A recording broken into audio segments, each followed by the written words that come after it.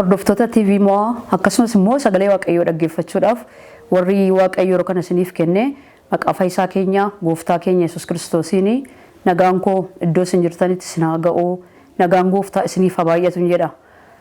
Maqaan koo Almaas Taayyeen jedhama. Baroota darban keessatti karaa TV Mo'aadha. TV hojii ergamootaa kan jedhuun sagantaan akka isiniif darbaa ture hin yaadatama. Amma immoo Waaqayyo na gargaaree gara sagantaa kanaatti deebi'eera. Sakanaafis Waaqayyoon guddisee nan galateeffadha. Isinis immoo anaa wajjiniin taatanii facaasaa galgala sa'aatii 2 amma sa'aatii 2 walakkaatti akka anaa wajjiniin taatanii eebba sagalee Waaqayyoo keessa jirru akka walii wajjin hirmachaa dhufaatii Gooftaa keenyaa eeggannuu fi jaalala Gooftaatiin isin gaafadha. Qabiyyeen sagantaa kanaa immoo wangeela Gooftaa keenyaa Yesuus Kiristoostu irratti lallabama. Galanni Gooftaadhaaf haa ta'u. Yeroo kana immoo sagalee Waaqayyoo kan walii wajjiniin ilaallu hojii ergamootaa boqonnaa 8 lakkoofsa 5 amma 8tti isa jiru dubbifannee Waaqayyoonis kadhannee gara sagalee kana ilaaluutti dabarra. Filiphos gargaartota keessaa tokko mandara Samaariyaa tokkotti gadi bu'ee namoota mandarichaatti Kiristoosiin lallabe. Tuuti jaraas gurra qeensanii dubbii Filiphos dubbatu dhaggeeffatanii milikkita inni hojjetes hin argani. Hafuuronni hamaan sagalee guddaadhaan caraananii namoota baay'ee keessaa ba'ani. Namoonni baay'een dhagni isaanii gar tokko kan du'ee warri hokkolanis hin fayyifamani. Kanattis warri mandara sanaa guddaa hin gammadaniidha. Galanni Waaqayyoof haa ta'u. Waaqayyo akka nu barsiisuu fi Waaqayyoon walii wajjiniin hin kadhanna.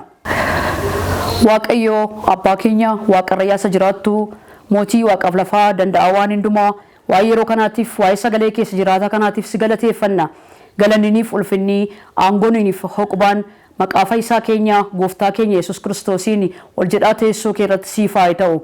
Yaa Waaqayyoo warra dubbii kee dhaggeeffataniif ergaa kan qabdu saba keetiif ergaa kan qabdu ati Waaqayyoodha. Har'as saba keetiif ergaa qabda. Isa kanaaf iyyuu yaa Waaqayyo karaa barbaaddeen yaa Waaqayyo saba keetti dubbattee sagalee kee dhageessifattee yaa Waaqayyo dhaggeeffatanii itti jiraatanii sagalee keetiif deebii ta'uu akka isaan danda'aniif anasee dubbattuuf isaan warra dhaggeeffatan maqaa Gooftaa Yesuus Kiristoosiin ati nu gargaari. Hafuurri qulqulluun barsiisaadha jedhamee caafamee jira. Hafuurri kee nu haa dursu, hafuurri kee nu haa barsiisu. Ati narraa baradhaa itteettaa Gooftaa sirraas hin baranna. Maqaa Gooftaa Yesuus Kiristoosiin ati nu barsiisi, ati nu wajjiniin ta'i. Mata dureen keenya har'aa wangeelli boqonnaadha waan jedhu irrattitu sagalee Waaqayyoo walii wajjiniin ilaalla. Galanni Gooftaadhaaf haa ta'u. Sagalee Waaqayyoo gaa akkuma amma dubbifannee yeroo Filiphosii du'a Isxifaanosiin booddee mandara Samaariyaatti gadi bu'eetu wangeela lallabeedha. Hojii ergamootaan ni barreesse kun. Wangeelli inni lallabu kunis immoo Yesuus Kiristoosiin lallabe. Yesuusiin lallabee namoonni immoo lallaba isaa kana hin dhaggeeffatu turani. Warri lallaba isaa dhaggeeffatan kun immoo warri hokkolanis keessa jiru, warri naafaas keessa jiru, hafuura hamaadhaanis immoo warri qabaman keessa jiru turani. Lallaba isaa kana gaanii isanni Yesuusiin lallabu kana, isanni Kiristoosiin lallabu kana gurra isaanii qeensanii dhaggeeffatu turani.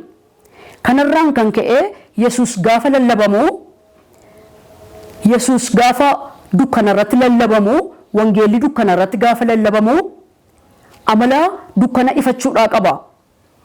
Warri gaan dubbii kana dhaggeeffatanii lallaba Filiphos kana warri dhaggeeffatanii warri hokkolanis hin fayyanii hafuura hamaadhaan qabamanii warri jiranis immoo hafuurri hamaanii caraanee isaan keessaa ba'e.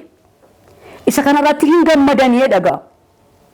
Foonittis hafuurattis fayyanii hin gammadanii gammachuutu ta'eef. Wangeelli kun egaa dukkanarratti gaafa lallabamu namoonni hin fayyuu haala jiran keessaa hin ba'u. Inni kun immoo namoota hin boqochiisa, namoota hin gammachiisa, namoonni aragalfatu. Iddoo wangeelli lallabamutti fayyinni namootaaf ta'eetu namoonni gammadu. Filiphos kun egaanii nama Waaqayyoon dhaga'uudha. Hafuura qulqulluudhaaf Filiphosiin gargar fuudhuun hin danda'amu. Hafuurri qulqulluun tajaajilli kee asii hin ga'a. Lafa onaa dhaqi gaafa inni jedhuuni nama abboomamee hafuura qulqulluudhaaf abboomamee lafa onaa dhaquudha. Galanni Waaqayyoof haa ta'u. Itti fufnee immoo gaafa laallu waa'ee mootummaa Waaqayyoos hin lallabe.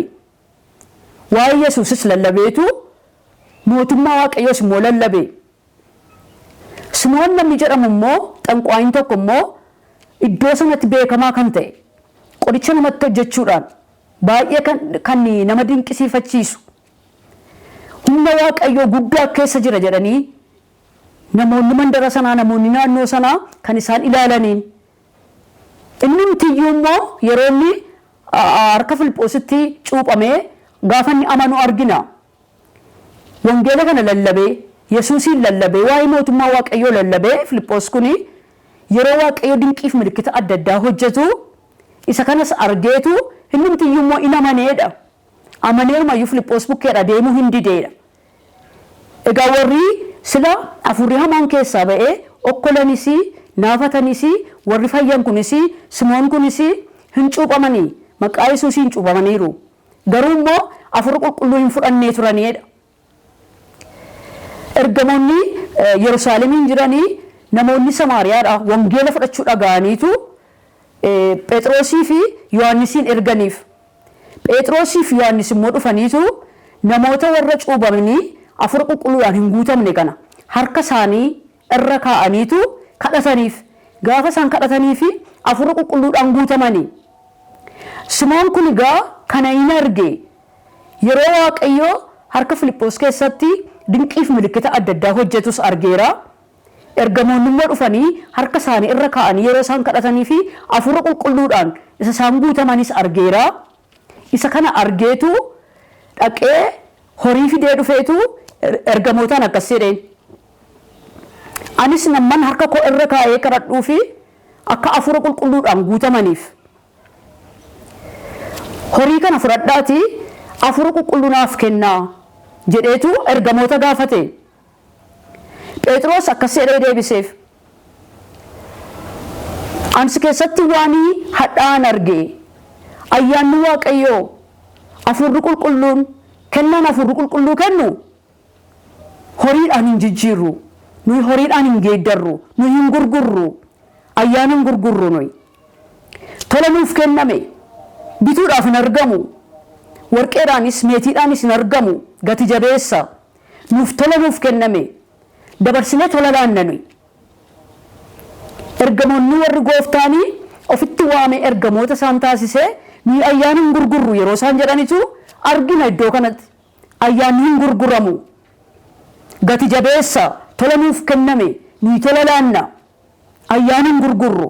Birriidhaan ayyaana hin gurgurru jedhanii Simoon kanatti dubbatan. Phexros gaa deebisee si keessatti waan hadhaan arge jedheen. Phexros wanti inni hadhaa keessatti arge Simoonin keessatti arge akka bara keenyaa kana gaanii namoota inni kadhatuuf afur qulqulluudhaan guutamanii dinqiiniif milikkinni adda addaa immoo isaan ta'ee akka bara keenyaa kana gaanii zayitii waan tokko gurguruudhaaf jedheetu madda galii godhachuudhaaf jedheetu isa kana keessatti arge Phexros waan hadhaansi keessatti arge jedheen. Waaqayyoon dhuma keenya nu gargaaru. Waan hadhaansi keessatti arge yaada garaa keetti jijjiirradhu waaqayyo siif dhiisuu danda'a jedhee yeroo inni itti dubbatu argina. Har'as kennaan waaqayyo nuuf kennee horiidhaan jijjiiruun akka nurra hin jiraanne.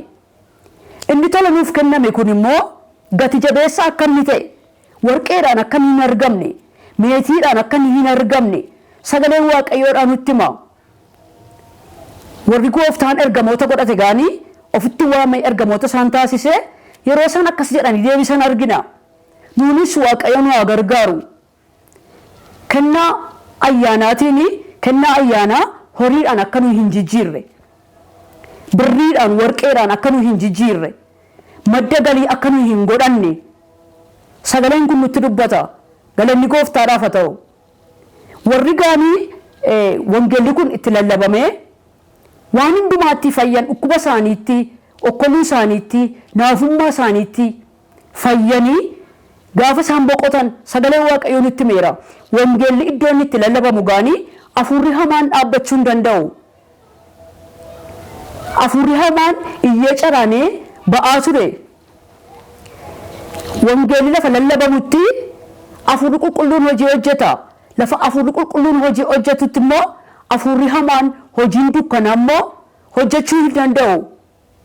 Yesuus gaafa lallabamu wangeelli kun gaafa lallabamu amala dukkana ifachuudhaa qaba. Galanni Waaqayyoof haa ta'u. Kan nama boqochiisu wangeela. Ara kan nama galfachiisu wangeela.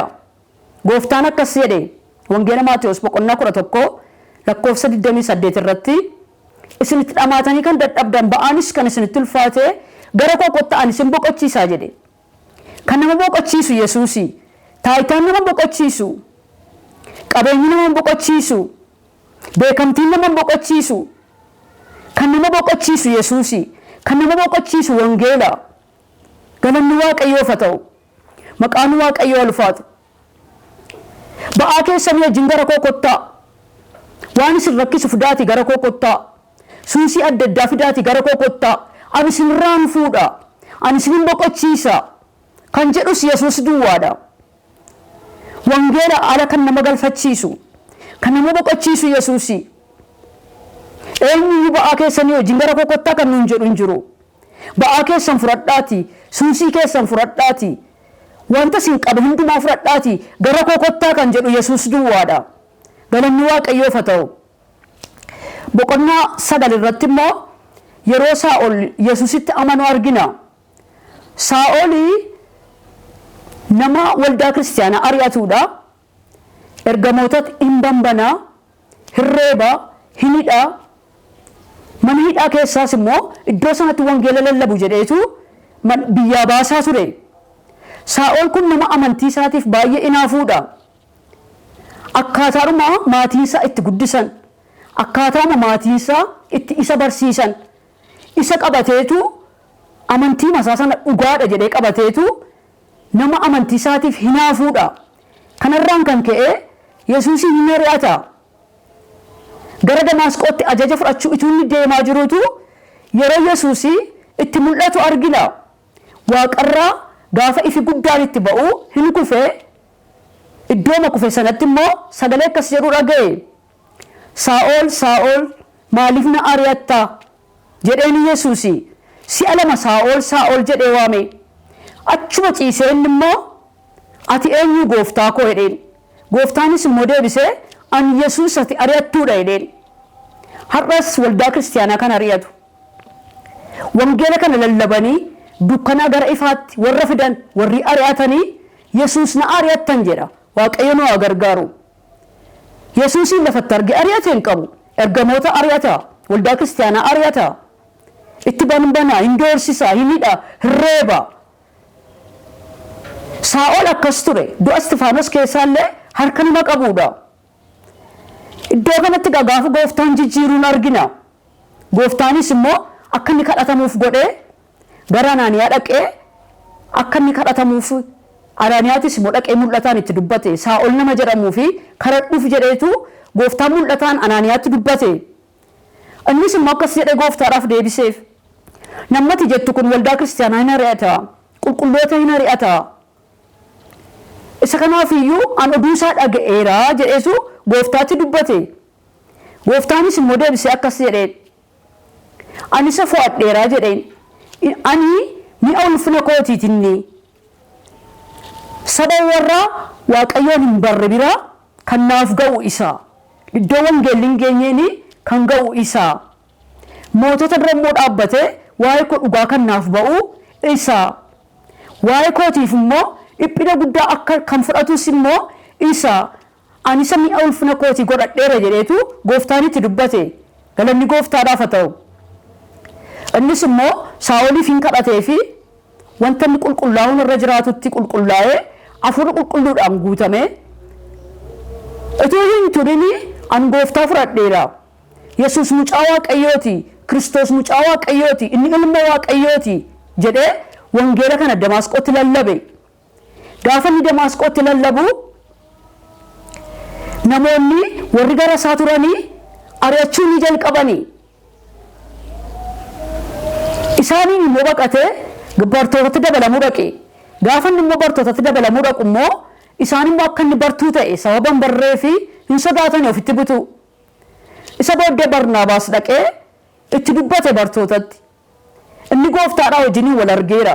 Gooftaan itti mul'ateera. Wangeela iyyuu lallabeera. kanaafi hojii wangeelaatu akka inni isaanii wajjin hin hojjetuuf yeroo inni bartootatti dubbatu argina. Saa'olii fi bartoota gaafa inni walitti fidu har'as waldaa keessa warra nama ari'atanitu hin ta'in isa keessa waatu jira, isa keessa waatu jira warra jedhanii hojii gooftaa isinii wajjin hojjetan warra jedhanii Waaqayyo warra akka Baarnaabaas nuuf haa kaasu. Isaanitti dabalamee isaanii wajjiniin immoo hojjechuu jalqabe. Galanni Waaqayyoof haa ta'u. Saa'ol gaafa jijjiiramu gaafa inni wangeela kana lallabu waldaan kiristaanaa hin boqotte jedha sagaleen Waaqayyoodha. Ara galfatte jedha. Isatu ari'ataa ture. Amma wangeeluma inni ari'atutu deebisee gooftaan jijjiireeni gaafa inni wangeela kana lallabu gaafa Waaqayyo isa jijjiiruu isaa argan waldaan kiristaanaas ara galfatte, waldaan kiristaanaas hin boqotte. Waldaan Galiilaa, Samaariyaa, Yihuudaa hundumtuu hin boqotanii Waaqayyotti ara galfatanii Hafuura Qulqulluuttis baay'achaa sodaa gooftaattis immoo guddachaa waldattiin hin boqotte jedhamee caafamee jira. Wangeelli nama jijjiira. Wangeelli hin jijjiiramu. Yesuus nama jijjiira, hin jijjiiramu. Yeroo inni warra isa ari'atanii deebisee ni ulfina isaatii godhatu. Gaafa inni deebi'ee ittiin mul'atu. Yeroo kana ara galfiitu ta'a. Galanni gooftaadhaaf haa ta'u. Maqaan Waaqayyoo ulfaatu. Hojii ergamootaa boqonnaa 16 lakkoofsa 16 irrattis immoo Phaawulosiif Sillaasii iddoo kadhataa utuu isaan dhaqaa jiraniitu dubartiin hafuura odaa of keessaa qabdu, hafuura odaa dubbachiisu of keessaa qabdu. Yeroo seeni Phaawulosiif Sillaasiin isaan kun gara Waaqayyo Abbaatti akka isin geessu warra isinitti maniidha jetteetu dhugaa baatii turte. Si'a tokko duwwaatu hin ta'in si'a baay'ee deddeebitee akkas jettii turte. Gaafa isin akkasitiin dubbattu Phaawulosii fi inni san dubbattu kun akka sirrii hin taane nagaa isaaf hin laanne. Phaawulos hafuura gargar baafatee beeka. Inni san dubbattu kun gara Waaqayyo Abbaatti geessu inni dhuguma ergamoonni kun gara Waaqayyo Abbaatti waan geessu wangeela itti himu daandii wangeelaa namootatti agarsiisu. Dhugaa baatii isaa kun garuu hafuura Waaqayyoo biraa ituu hin ta'in hafuura qulqulluu biraa ituu hin ta'in isa hamaa sana biraa ture. Isa kanaafitu Phaawulos maqaa gooftaa Yesuusiin jedheetu hafuura kana keessaa baase. Gooftaanis immoo akkas jedhe warri natti amananii maqaa kootiin seexana hin baasu jedheera. Gaafa inni keessaa baasu maddi galii isaanii akka cite baranii Phaawulosiif Sillaasiin reebaanii gara mana hidhaatti geessaniin mana hidhaa sanattis immoo akka isaanii ciminaan eegaman godhanii mana hidhaa keessatti gashaniin isa kana ajaja dabarsanii biraa deebi'an. Jarri kun safara keenya raasan jedhanii wanti isaan ergamoota kana godhanii fi maddi galii isaanii sun akka inni cite baraniitu garuu safara keenya raasan jedhanii yeroo isaan dhaqanii mana hidhaa keessatti darbatamanii addoo sanatti immoo jirmaan immoo jirma gidduutti miilli isaanii hidhamee akka eegumsi isaanii immoo cimu godhaniitu biraa deebi'anii. Miilli isaanii jirmatti hidhamee hin kadhatu hin faarfatu turan guyyaa reebamaa oolan galgala immoo haala mijoofne keessa jiraatanii hin faarfatu hin kadhatu turanidha.